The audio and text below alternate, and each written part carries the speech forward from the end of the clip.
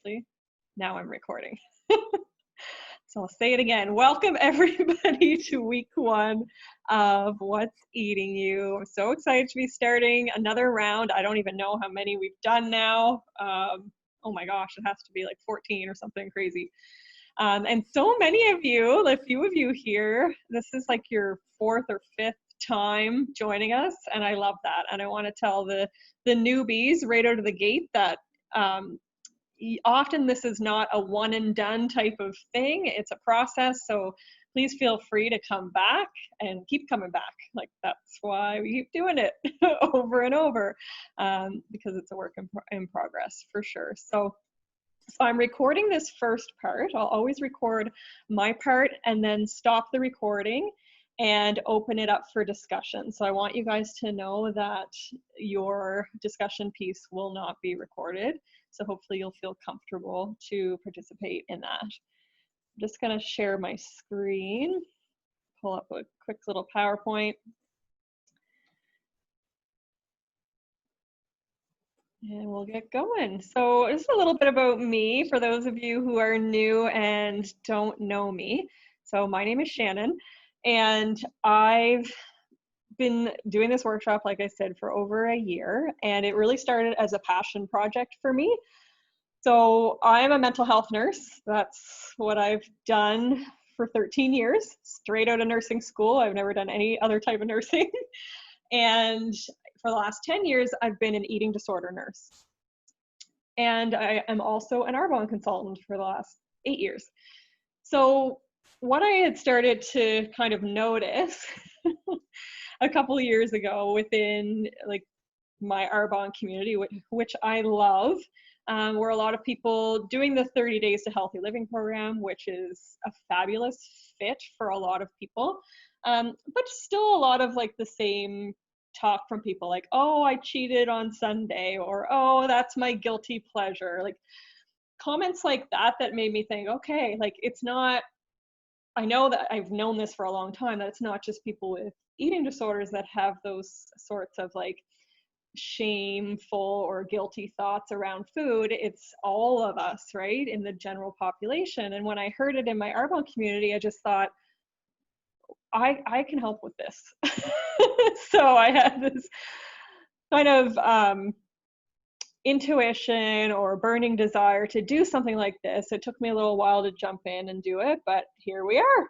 So that's how it all came to be. And we've been loving it ever since. So feel free to unmute at any point, chime in. I like this to be as interactive as possible.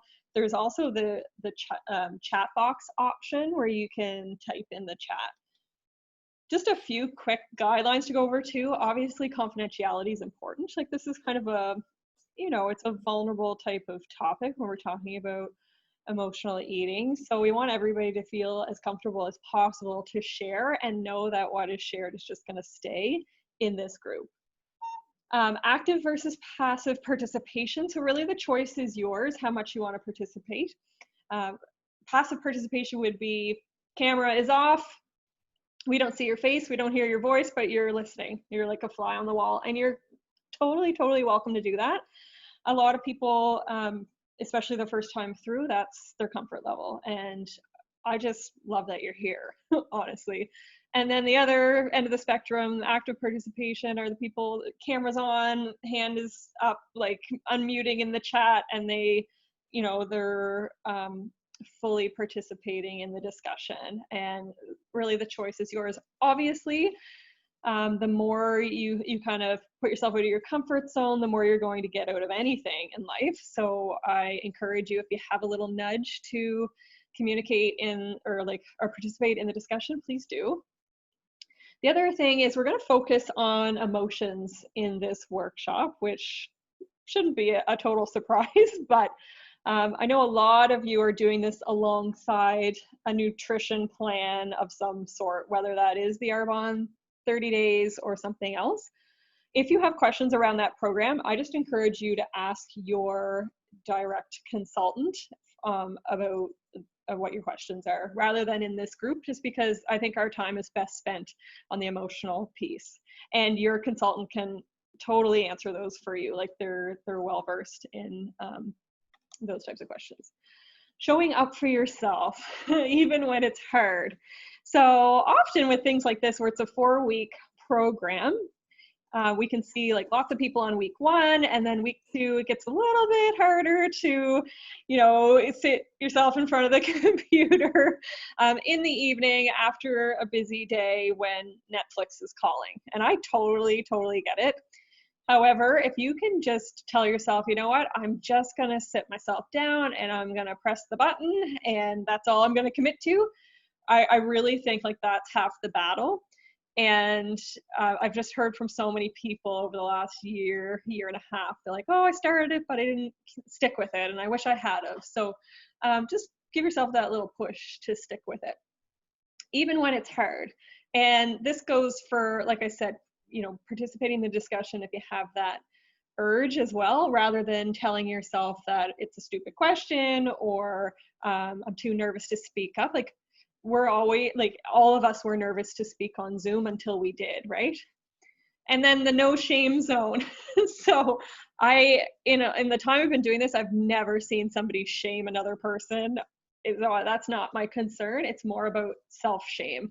So just be mindful of that. Like when you are sharing, try to be really gentle with yourself and have self-compassion, and even the telling of your story, right? Or the way that you have been eating lately.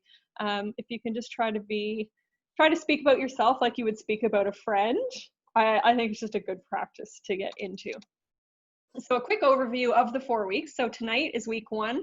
We're going to talk about your thoughts and feelings about your eating. Next week, week 2, is how to manage urges to overeat. Week 3 is your body image. And week 4, we wrap up and we share our experiences. So it moves pretty fast, that's for sure. But we cover a lot in a short period of time. So we're going to jump right in with week 1. So this week is all about noticing. So the goal this week is not to change anything, but to simply pay attention to your thoughts and feelings about your eating. So the one exception to this is if you are doing the 30 days, you obviously will be making changes. But everybody else, just observe, just get used to being the witness to your thoughts and feelings around your eating rather than just being on autopilot. So question for you guys. Have you ever been on a diet or a meal plan and not stuck with it? Has this ever happened to you? It's kind of a obvious question. So many all the time. Yes. I think all of us can say we've had this experience, right? But have you ever considered or thought about how you felt when you gave up on it? How did you feel when you decided to stop? Like a failure, weak, pathetic, defeated, guilty, shameful, disappointed. Yeah, those are the typical responses. Not good enough, pretty negative thoughts, right? Of course, again, not worthy of the results, feeling good, not worthy of success. So a lot of negative emotions, right? Like a lot of emotions that are just going to make you feel worse and worse and worse. Yeah. Kate. Yes. Hi, Kate. I didn't see your face on there. I'll have to flip through. Awesome. Have you ever wondered why you couldn't stick with it? Like what happened there, do you think? I'll check the chat again. See if people are putting so lack of self-control. Okay. Again, not good enough. Yeah. Yeah, so that's something wrong with me, lack of self-love. Yeah, so a big theme of like not being enough or something's missing, something's wrong with me, a feeling of defectiveness. Why can't I do this? Other people seem to be able to do it. A lot of self-blame, a lot of self-judgment. That's really typical. And that's what we're going to talk about in this workshop. So we're actually going to go there. We're going to talk about exactly why people have trouble sticking with diets and meal plans. Why is this? I'll give you a hint. It's not about the food. Spoiler alert.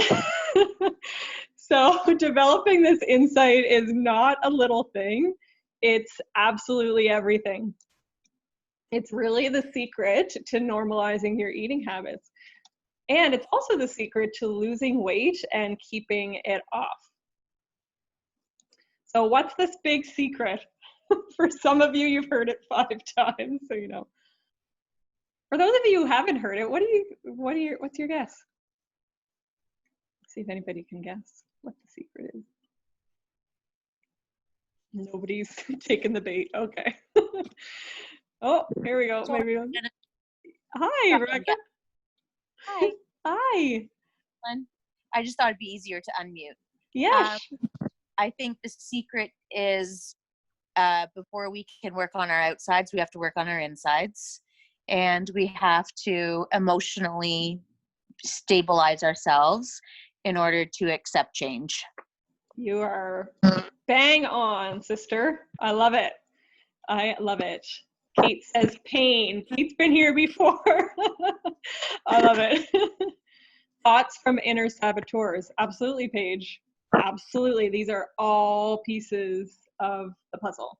So the way I kind of sum it up from my experience is you don't have a food problem, you have a pain problem.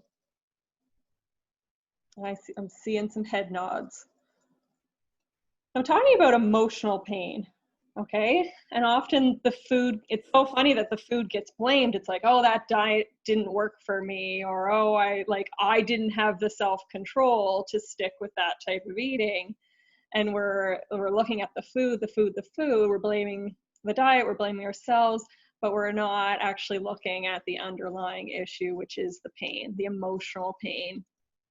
And your degree of struggle with eating is equal or proportionate to your degree of unprocessed emotional pain. Okay, and that's why the cycle continues, because it's like, hello, you're not dealing with the root cause here. So the lesson just reappears and reappears. And what happens is your pain erodes your self-worth. And your self-worth is what puts the ceiling on your life. So in the beginning, where all of you guys were saying, I didn't feel worthy of love, I didn't feel good enough, I was a failure, those are all aspects of your self-worth. They're just expressions of your self-worth. So the more that this cycle continues, the lower your self-worth gets. But as you heal your pain, you improve the quality of your life. Your self-worth starts to edge up. So you may be wondering how you got here. Why do you eat when you're sad and you eat when you're happy and everything in between? So let's start at the very beginning. So you were born perfect, absolutely born perfect, with the ability to nourish yourself, right? Any moms on the call who've had healthy babies, you know that that baby's able to nurse or take a bottle and will stop when they're full. And they have a little milk drunk look, and a little dribble of milk comes down. It's like they're satisfied. Like they're not gonna continue past because they know how to, they have this innate ability to regulate their eating. So why is this such a struggle as an adult? Well, somewhere along the way, food loses its neutrality. So it becomes more than a source of fuel or energy, and we start to attach emotions to it. And this happens even as a baby in that first year of life. Anyone who's had experience with a teething baby will know how clingy they can become because they want that soothing from their mom or whoever.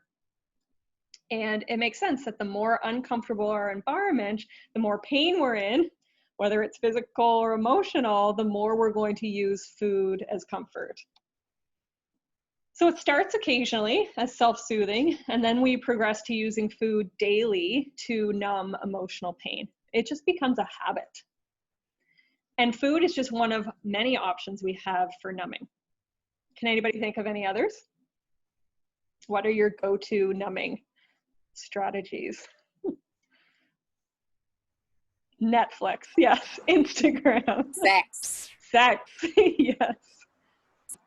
All good things, all good things. In moderation. Not including myself, but a lot of Sorry, I didn't make out what you said there, Rebecca. some I don't know if it's just me having a hard time hearing you or if other people are as well. Maybe if you can type it in the chat, I'm just getting a lot of background static from, or maybe it's on my end. It's probably mine. Or somebody else is unmuted. Oh, hi. Okay. I'm outside. Oh, okay. Okay. Well, we'll try again. We'll try with Rebecca and then we'll go to Megan. Rebecca, can you just repeat what you said there? So drugs or alcohol. Oh, you said drugs or alcohol. Yeah, for sure. Anything that, we can depend on people also to numb our emotions. Yeah, very good. Yeah, absolutely. And Megan, what were you going to say? I said sex. You said sex. Okay. You said sex. Yeah. Yeah, all of those things. And I love, Rebecca, that you mentioned counting on other people to help us numb, because that's one that we often overlook. Our relationships with other people, or like picking fights. Like, have you ever come home and started a fight with your partner and you're like, I don't even know why we're fighting, but it's just like, or you're nagging or nitpicking, or they're doing the same to you, and it's just like creating that drama in a relationship is a way of numbing or distracting yourself from dealing with more painful issues. And it could be the simple things like, you didn't do the dishes, or you like threw your underwear on the floor and I always pick up after you. Like, it's all that stuff, right? Chocolate. I love it. Daphne said chocolate. Overworking. Yes. Being a workaholic. Absolutely. That's a way to numb, for sure. So the thing with food, though, it's actually harder to reverse the use of it to numb because we need it several times a day to live. When you think of all of those other examples, most of those things you can quit cold turkey, but food you cannot. So you still have to have exposure to it, so you have to learn how to navigate that. Okay. So to reverse a food addiction, we have to reverse the use of food as a numbing agent. So how do we do this? Well, we must use our courage and choose to face our painful emotions head on. And this is where people are like, oh, okay. Yeah, it's not a glamorous process. It's a simple process, but it's not easy, right? So this is why people come back 4 and 5 times. Daphne, can't I skip that part? Unfortunately, no. But here's the thing. I always say to my patients too, like, you already know this one path. Like, if you guys are here, you already know what the path of overeating to numb emotions looks like and feels like for you. What you don't know, or you maybe have like veered away from for a while, is this other path of actually feeling emotions. So it's just an experiment. You can choose to go back to this path at any point. So, because sometimes people are scared to make the change because they think that they'll never have the option to numb again. I actually, in this workshop, I've encouraged numbing at certain times. Like, like it serves a purpose. It's just depends on where you are in your readiness to change. So yeah, just decide which path you want to be on at this point. Like I said, it's simple but not easy. The longer we've numbed pain, the more acute it's going to feel when we face it. So that's the thing, right? We start to do the scary thing and face it, it actually feels worse before it feels better. So it will get harder before it gets easier. It's kind of like ripping a scab off of a wound. Like, you had a nice little scab there. Do you know what I mean? When you rip it off, it starts to bleed again. But you have to hurt before you heal. So our conditioning is feel pain, numb with food. Oh, I feel more pain. I guess I have to numb with more food. And that's where we're going to talk about the tools to actually bring in next week, instead of just going back to the cycle. So a couple last things to think about this week as you witness your thoughts are food labels. So start to really take notice. Do you put food in good and bad categories? Well, that's a good food, that's a bad food. And start to ask yourself, why am I doing that? When did that start? That kind of thought around food? And is it serving me? And with a lot of these, they may have served a purpose to a certain point, or even now, but it's just good to challenge them. Like, are they serving you now? Healthy, unhealthy, junk, garbage, light, heavy. I love your Coke, Daffy. Clean, dirty, whole, toxic, fattening, decadent, indulgent, right? Like I said, a lot of these labels come in as almost like safety behaviors. It's like, well, if I classify this as good, bad, it will help me keep the weight off. So you're trying to condition yourself to avoid certain things, but over time, that tends to backfire because it's like the forbidden fruit. And that's what leads to overeating. So it's really, really good to observe this. This is one thing I've become very aware of as an eating disorder nurse, and I personally do not do. I just choose not to engage in the labeling of food. I love what Kate just said. I could write a book about the food rules and labels I have lived by, but now being a rule breaker is my fave. I love that so much, Kate. That's awesome. Oh my gosh, that's the best. Breaking all the rules. No, I love it. It's so good. And then think about the food paradigms too. So this is what I was hearing from some of my most precious friends, like guilty pleasure, or I cheated, or don't ruin your appetite, garbage in, garbage out, you are what you eat, clean your plate. There are starving children in the world. We all grew up, I think, with like hearing these things, and they just become embedded, and they run on just like I don't know what the word is. What's the word I'm trying to think of? A track, like they're like a broken record in your head. Okay, so we start to think of the foods we eat as a reflection of who we are, and that's the risk in labeling foods, because when you choose a good food, what you are telling yourself is, I'm being good. And then over time, you can, without even really realizing it subconsciously, you can start to think, well, I'm a good person when I choose a good food.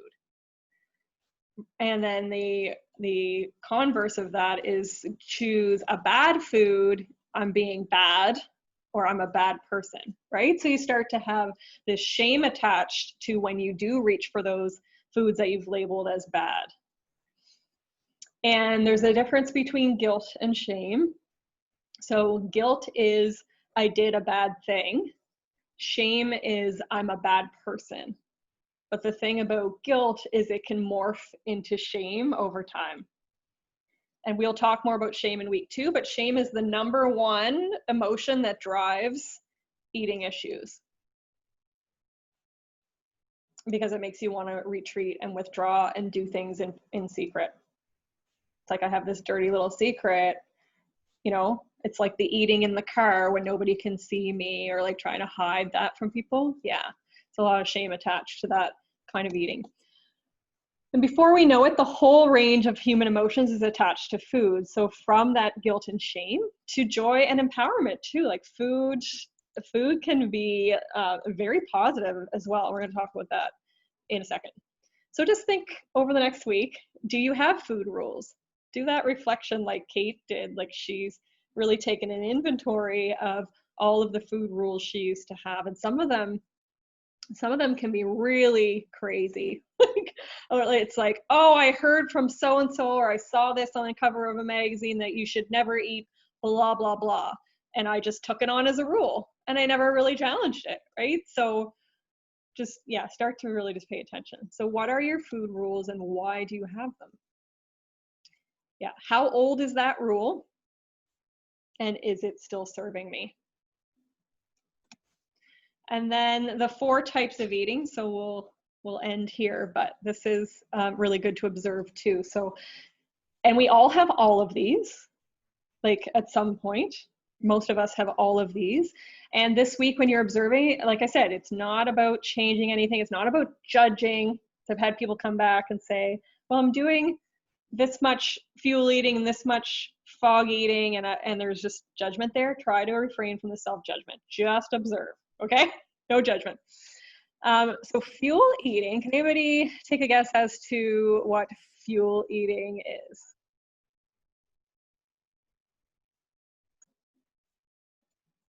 It would be just strictly to fuel your body. It's just like a baby when they're eating. It's just strictly for nutrition. Mm-hmm.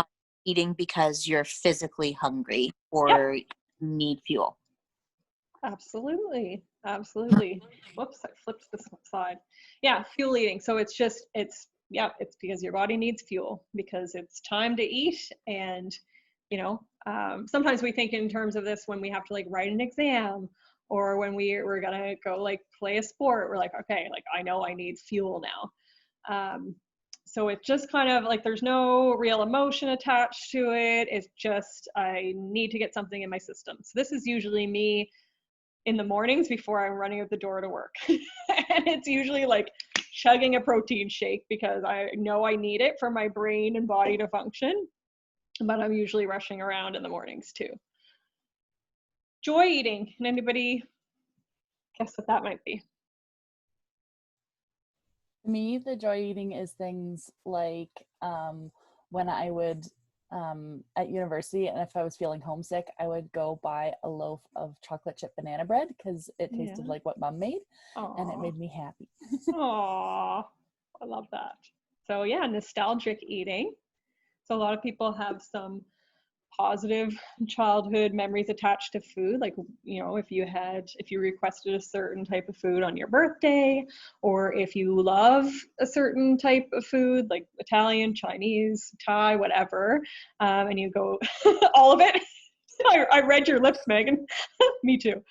All of it. Yeah. Going out to eat, like you can be joyful, like what do you want to eat tonight? So it can really add a lot to your life and to your relationships. What about fog eating? Celebrations, yes. Joy eating is about celebrations. Rebecca, yes. Fog eating would be just when you're in that state of tiredness, and you're not really making any decisions at all. You're just randomly putting things in your mouth because you either are or you think you're hungry. Yeah.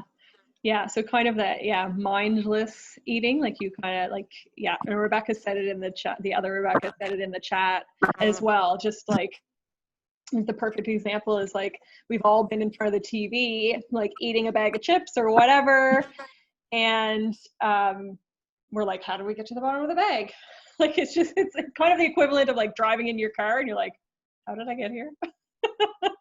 Right, where your mind wanders, but you're on autopilot. And then what about storm eating? Any guesses there? Literally what it says when you're in an emotional storm of fatigue or rage and you try and stifle it with food. Yeah. So it's like fog eating in terms of it being kind of mindless, but it's on another level. So it's like, it's not just like the snacking on the chips and you're frantic, it's more intense. It's more the type of eating that you maybe wouldn't want somebody to walk in on. You may be eating more food in that period of time. It could be a true binge for you. That's more categorized as a binge, right? Maybe not. It's because so there are objective binges and subjective binges. So most of the people on this call would probably have what's called more of a subjective binge, where you think you've binged, but you haven't actually binged, like clinically. But some of you may have objective binges too, where it's like you're eating a full day's worth of food in one sitting or more. The main thing with storm eating is the feeling of a loss of control. It just feels stormy. And so we'll just leave it there. And so just a reminder, this week is all about noticing. So there's lots to notice. just pay attention. Try not to change anything, but just pay attention to your thoughts and feelings about your eating, and really give yourself this week to do that. A lot of times I see people, they take notice for a day or two and they're like, oh, I just want to change it right away. But if you take the full week and really gather a lot of data about yourself, you'll be better off in the long term. So I just really encourage you to be patient and do that. Shannon, do you suggest keeping a journal this week? Absolutely. Sure. I'm always journal all the time, whenever. I will never say no to journaling. That's a great idea. Yeah, no, not a requirement. No, none of this homework is mandatory, but not a requirement to journal. But if you have the inclination to journal, absolutely. I find journaling can really help you have insight, because you take thoughts from your head and you put them on paper, and it's just like when you see it in black and white, it makes all the difference. We're going to talk about that next week for sure. So again, just start to notice, are you making your food choices out of love or out of fear? Those of you who are doing the 30 days, really consider this. Why are you doing the 30 days? Are you doing it out of self-love because you want to feel more energy, you want to, learn foods that make you feel better? Or is it just like, I need to lose this weight and this better work? Like, there's a totally different lens there, and typically totally different results will occur from that lens, right? The people who tend to finish the 30 days are generally going about it with a self-love lens, or they're white knuckling through it, and then it's hard to maintain.